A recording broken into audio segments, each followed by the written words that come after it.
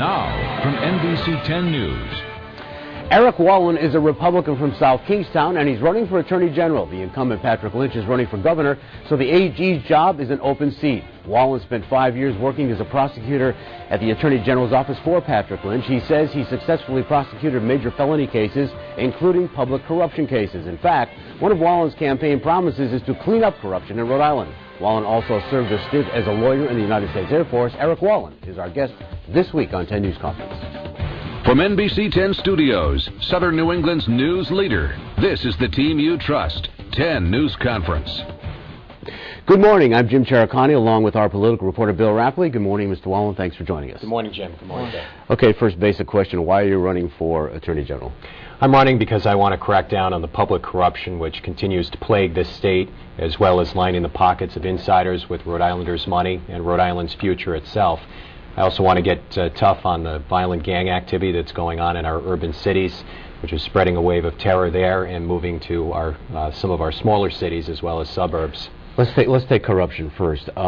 First of all, two-part question. What cases did you work on when you were a prosecutor in the Attorney General's office, public corruption cases? Sure. And number two, when you talk about cleaning up corruption, I'd like you to be more specific. What corruption are you talking about? And probably more importantly, who are you talking about?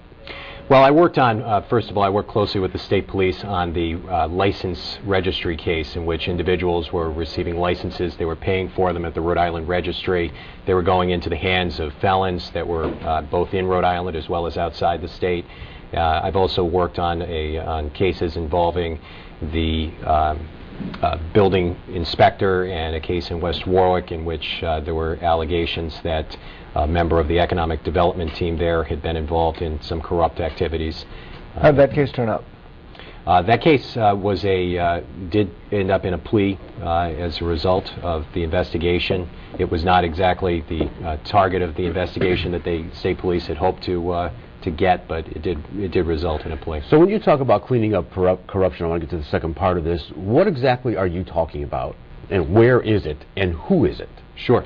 Well, public corruption is, quite frankly, all around us. We've seen it in the headlines breaking just even after the new year. We saw a perfect example of it at the state level with the former aide to Senator Montalbano, to the aide to former... Well, I want to stop you right there. Those are cases in the past. You said you're going to clean up corruption. So who in the future that we don't know about yet, because obviously you do, you're going to clean it up. Mm-hmm. Who are they, what is it, and where is it? Sure. Public corruption is at the state level, at the municipal level. And quite frankly, you know, I don't have a crystal ball to exactly know when the next public corruption case is going to come up and when the next activity.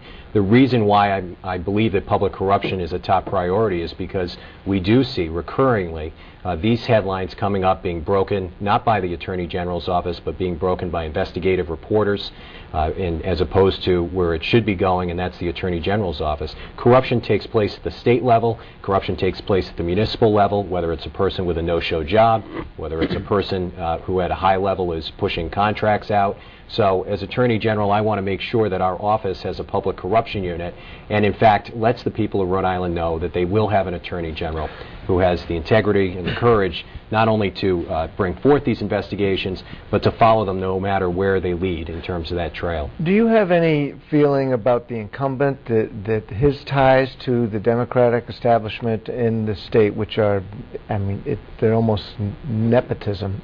His brother's the chairman of the party. Correct. Do you think that influenced what cases he took on and what investigations that he undertook?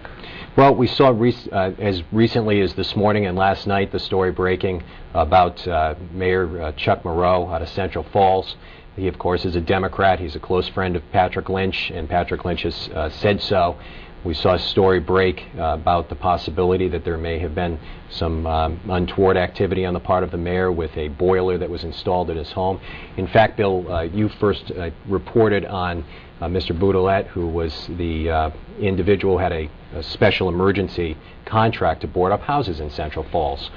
Now, I believe, as you reported, he was being paid as much as $12,000 or $16,000 under this emergency act put in place by Mayor Moreau to board up these houses. Dozens of houses. Right, when the going rate was really $5,000.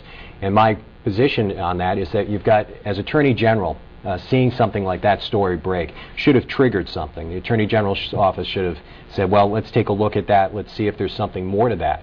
And now we learned just a few months after your story that in fact there was this boiler that had been installed in Mayor Moreau's home, that there's a question over how it was paid for, who paid for it, and Mr. Boutelet was apparently told to pay the bill.